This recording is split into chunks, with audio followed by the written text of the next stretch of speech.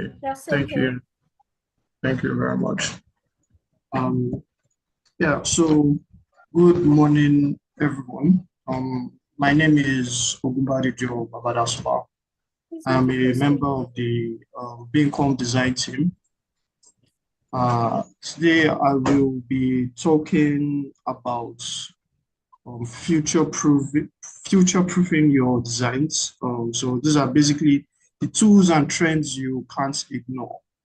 So what exactly will I be talking about in detail? As we all know, as people in tech, there is always evolution in what we do. It is not what the trends that you are used to today might change before you know it tomorrow, within a week, within a month, definitely within a year. So trends are ever evolving.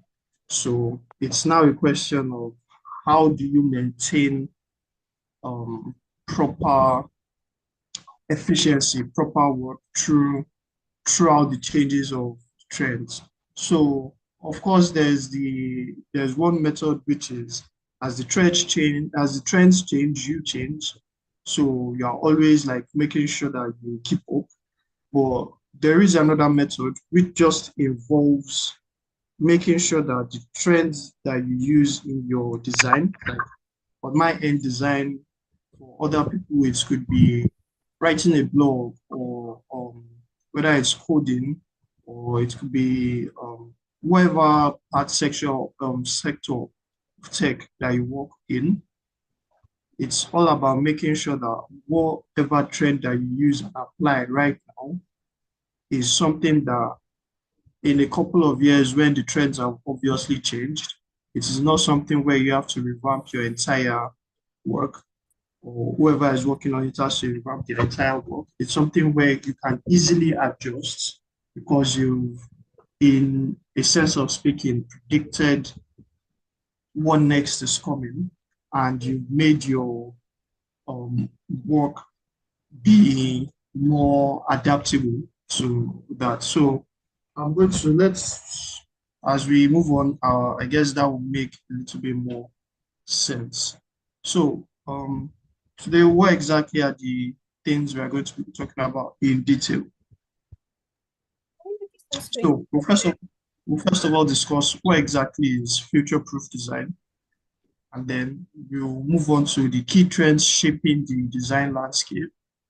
And then, of course, we have to talk about the essential tools and the technologies that support future-proof design, and then best practices and the implementation strategies for future-proof design. So before I continue, I just need to confirm that I'm still audible. Everyone still hear me clearly. Yes, you're audible. Please make it Right. full screen. Click on the slideshow and make it full screen. Okay. All right. Okay. Thank you very much. All right.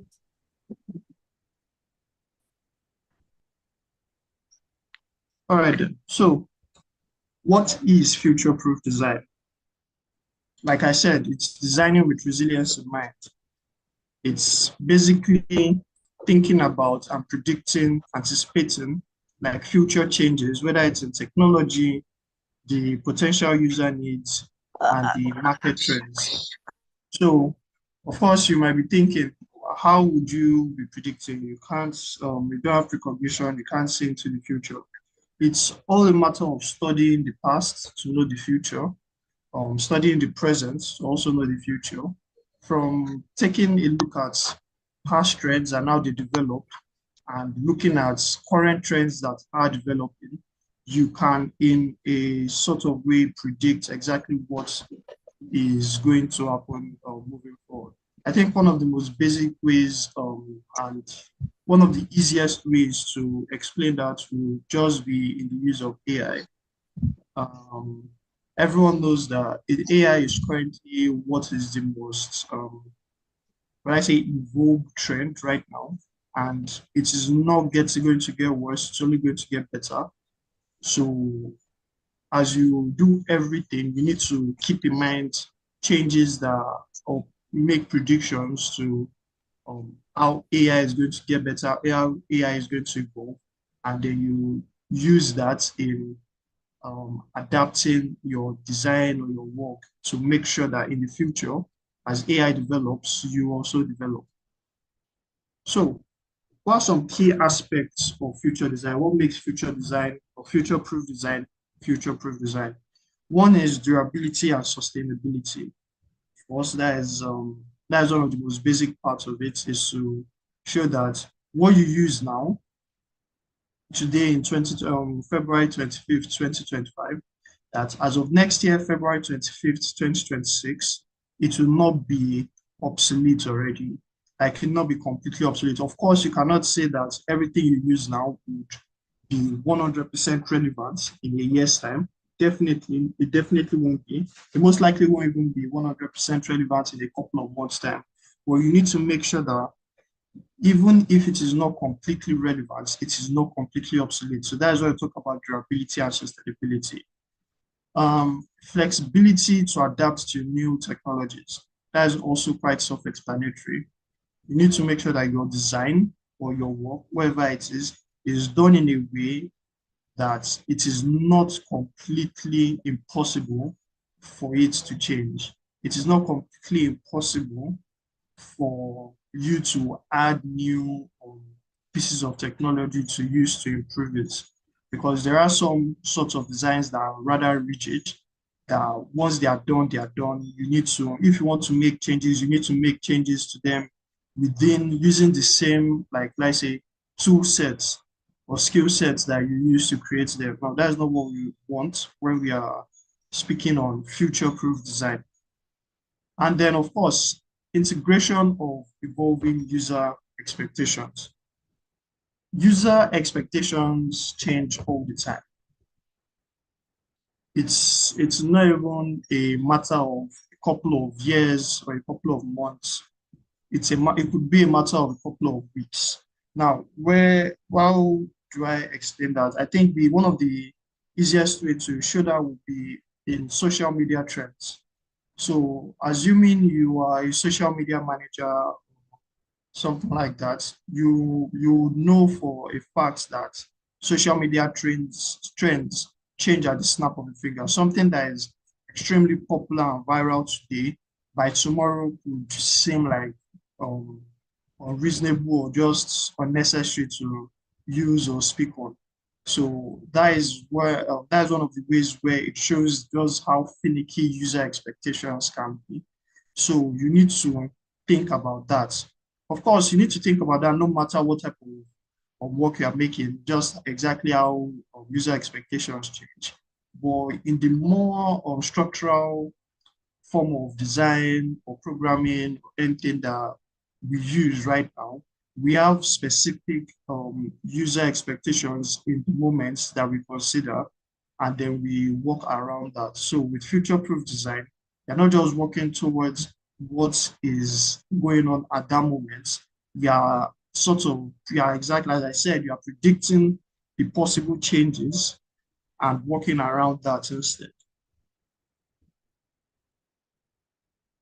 Okay, so of course, there's always the question of why go through all that stress, why go through all that, um, the extra work of future-proofing your design. So, of course, there's market evolution. No one wants to be left behind in the free market. You do not want your work to once again seem obsolete. You do not want it to seem like you have no idea what you are doing. So you need to make sure that as the technology and the customer behaviors change, you change. So maybe having to change as they are changing, like in time with them, that on its own can be very inefficient, right? Because as you are making changes to fit into um, one trend change or one evolution in technology, before you finish implementing that particular change totally, you will notice that there has been another evolution in technology. So it is not something you really want to be moving in lockstep with. You would want to stay ahead of the trends, which also ties into my next point, competitive edge. there is a difference between when you and your rivals, your competition, when one of you is rushing to catch up with the trends, and the other, ideally is staying ahead of the trends. So it is not something that is not like impossible to see. It is obvious to notice when one service provider is obviously ahead of everyone else. So that's why you want to future-proof your design to make sure that no matter what, that as everyone else is just trying to rush and catch up with the technology, you've left them all behind, and you'll be able to consistently give your customers um, proper proper what was the what's the word I'm looking for here? You'll be able to give your customers like proper evolution as the technologies evolve, you evolve, your customers will not have to wait to catch up. They will be already be in the moment. And then of course, sustainability and resilience. It's all about standing the test of time, making sure that no matter what, your work stands the test of time, that in months to come, years to come, it is still relevant. It's a very important thing and one of the main reasons why you should future-proof your designs. So, of course, then it would not make sense for me to say that and not talk about some emerging trends, especially in design. I cannot speak for other tech parts, but I can't speak on design. I'm sure everyone else in their different tech parts will have some ideas of why of what particular trends are emerging. Well, we'll speak specifically for design right now. So we'll start with AI and generative design, because this is something we as most likely present in most tech parts. So this using AI is mostly about inspiration or getting specific images. It's all about generating in the iteration or brainstorming phase of the user design or the of design. You can use AI to just basically show you as many alternatives, as many possible ideas as they can be.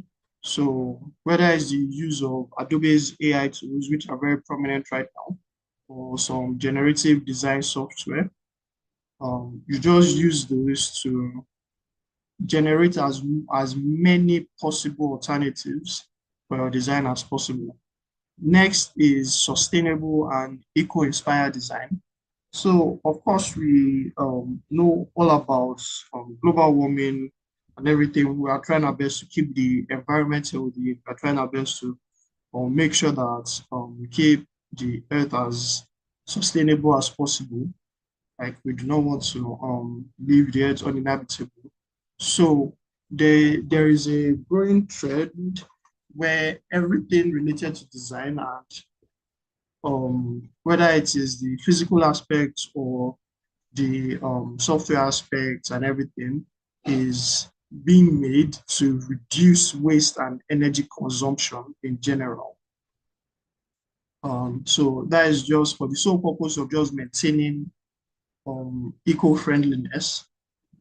Yeah, so next we talk about immersive experiences. So this is something that has been specifically um, inspired by growing user experience and user needs. So with more and more, it's more and more companies moving into the AR and VR space. It's led by Meta. We have grown into, especially with the metaverse. I'm sure we've all heard of the metaverse. So immersive experiences have been very important recently.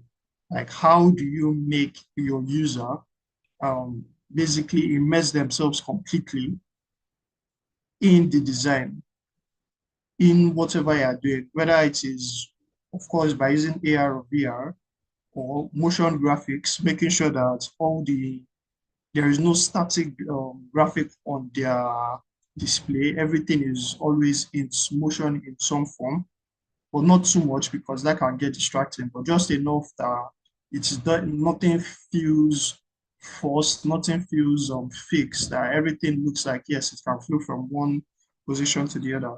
And last is interactive elements. That is where it looks like and it feels like and it seems like your design is interacting with you. Like as you move, it is not like you are talking or interacting with a dead object or a dead design. It feels like something that is semi-alive. As you make choices, it's able to react to those choices. So yeah, immersive design, immersive experience is also a very major trend currently in design. And finally, personalization and customization. So that's just creating tailored user experiences.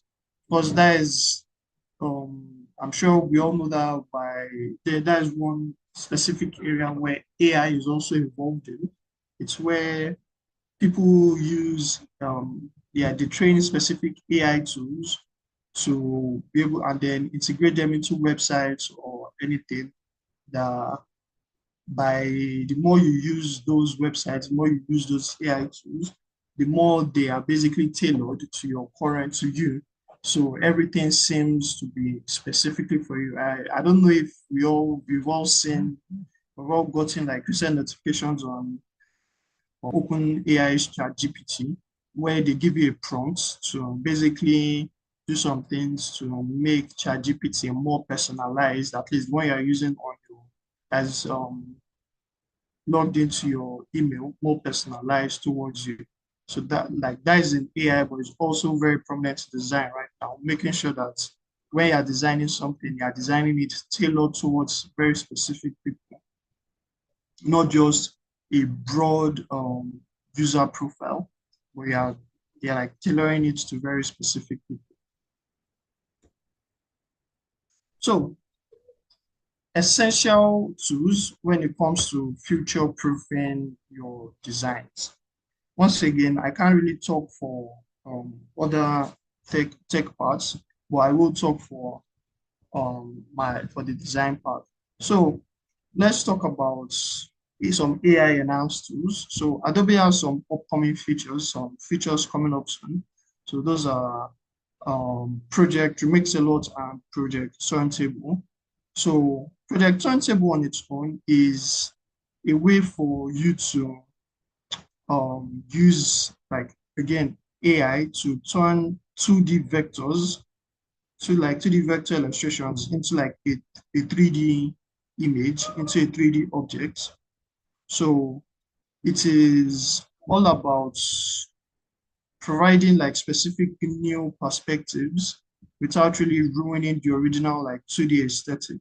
Because of course there's like I'm sure we all know there's very different looks to them, like 2D illustrations and 3D objects.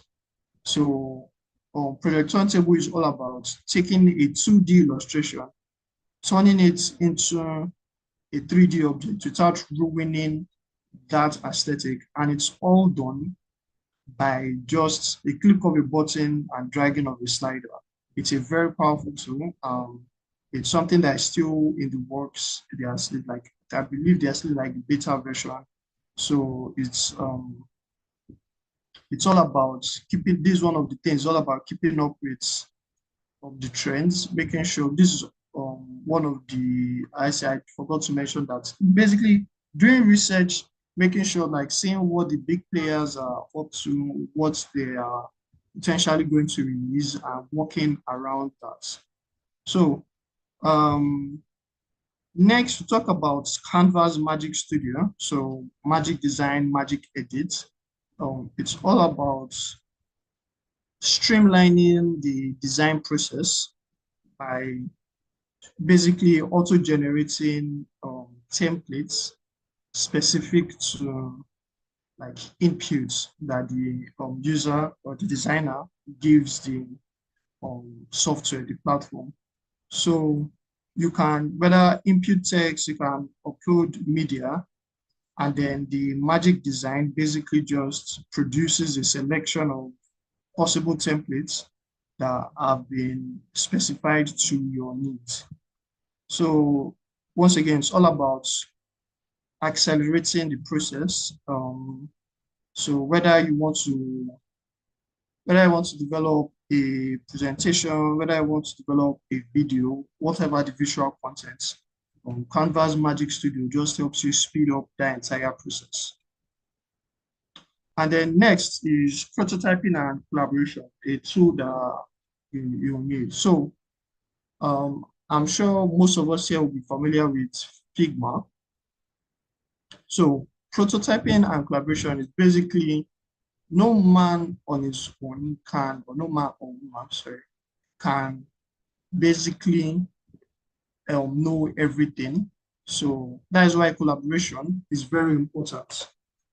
So you need to be able to use software that basically encourages collaboration between you and your peers, you and your team members, team, wherever it is, basically to show that, okay, as you are making changes to a specific design, your collaborators will be able to take a look and let you know that, okay, yes, this works here, but are we thinking about the future? Like, will this work in a couple of months' time? Like, this doesn't seem like it will stand the test of time. And then you can be making those changes, making those discussions in real time, and like basically fast tracking the entire process. So that is why collaboration is very important. And why is prototyping important? That is quite simple. Just basically, like with design, most of the time when you design is very static. Like I'm speaking here about UI design, so web and app design. Most of the time you design, when you originally do the design, is very static. But with prototyping, you can see how it's going to look in real time. You can see how it's going to look as a full-on site, as a full developed site with prototyping. Even if it is not going to be exactly the same, you can get a very good understanding of it. So you would want to use, and of course, when it comes to prototyping and collaboration, very few platforms are as efficient as Figma. Sketch is also very good for prototyping, but I think, like I said, there are very few platforms that are as efficient at prototyping and collaboration like Figma. It is their main selling points, collaboration especially. So of course, you want to focus on the best in situations like this. So for platforms that for this specific need, you would want to focus on Figma. And then of course, generative design software. So what does that mean? It's similar to the AI generation that we spoke about. It's just taking inputs, taking prompts, and being able to turn them into full-blown designs, or not, if they are not perfect designs, just for you to once again brainstorm. So Autodesk has a very interesting set of tools coming out in this particular field.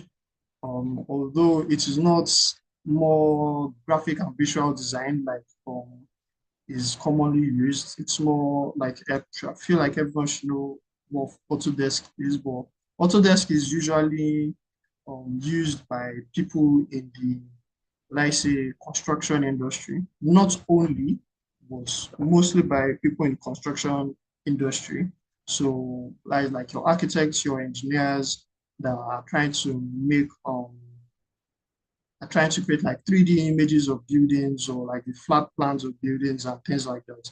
So with the Autodesk generative software that are coming up, you'll basically be able to give a prompt, and you'll be able to get like a very interesting look at like a potential design. And then you can now use your expertise to basically refine that and turn it into something that is actually properly viable. So that is one of the, that's another essential tool in future-proofing your design. So it's not just the Autodesk generative software. I'm pretty sure we all know about other generative software. Google has the AI test kitchen. So whether it's for, you can use that for so many things, whether it's images, whether it's music, videos. So you can use that just to generate ideas, and then you can improve on those ideas moving forward after that. So finally, we'll talk about best practices for future proofing your design workflow. First is stay informed. Like I said, you need to make sure you know exactly what's going on in your industry. You need to keep up with like emerging trends. You need to know what the big players in the industry are doing, and with that, you can always like stay ahead of the competition. Next, you adopt a test and learn mindset. You need to be willing to experiment with every single new tool that comes into play in your field. So at first, it might seem like something that is not, let's say, 100% needed, but like just take a look at it, test it, use it, see exactly all the things it can be used for. You never know exactly when you need that new tool. It could be for something very small, but but once you've made that, like you know that yes, you can, once you know that you can use that particular tool for a specific project, no matter when that type of project comes up, even if it never comes up, you always have that in your back pocket. So you need to make sure that you keep up with all the new tools. As they come out, you use them, you just try and learn and use them as much as possible. And then there's to integrate AI wisely. So I'm sure you've noticed that a major part of the trend right now is AI. Like even with future proofing your design, AI is a very strong part of it.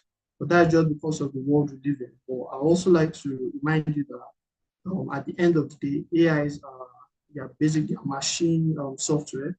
They cannot replace the human touch. The best they can do for you is to just augment your natural creativity.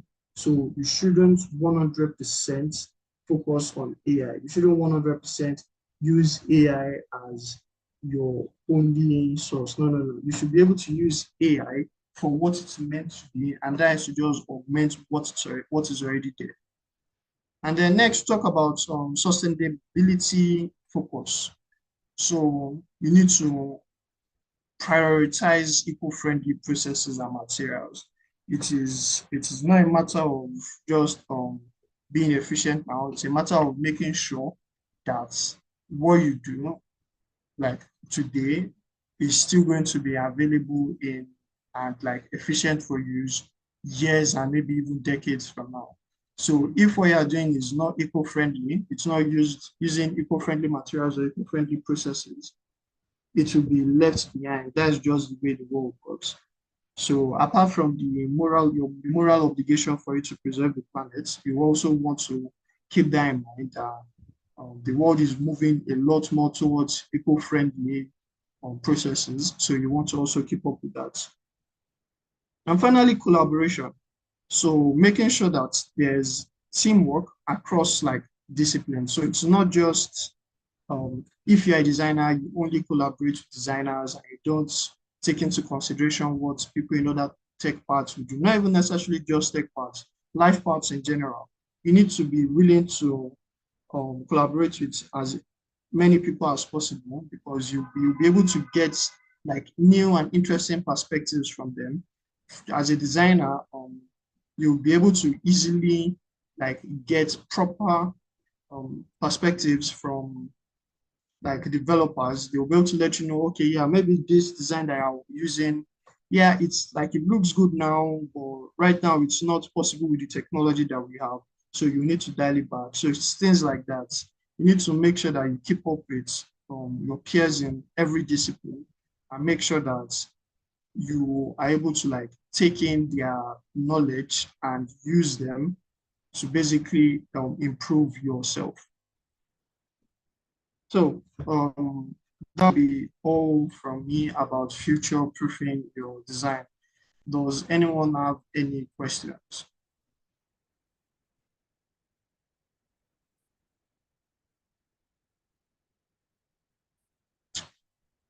Hello, can anyone hear me?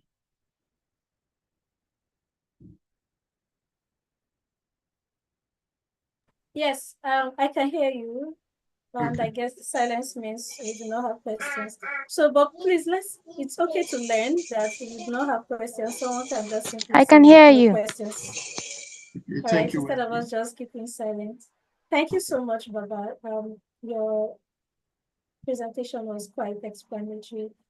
Thank you so much for using our brand slides. So what do we think? Do we think it's nice to adopt this as the slides we want to be using, or we can just maybe use an aspect of it? So let's just have our reviews. What do we think for those persons that have been posting their slides? Me personally.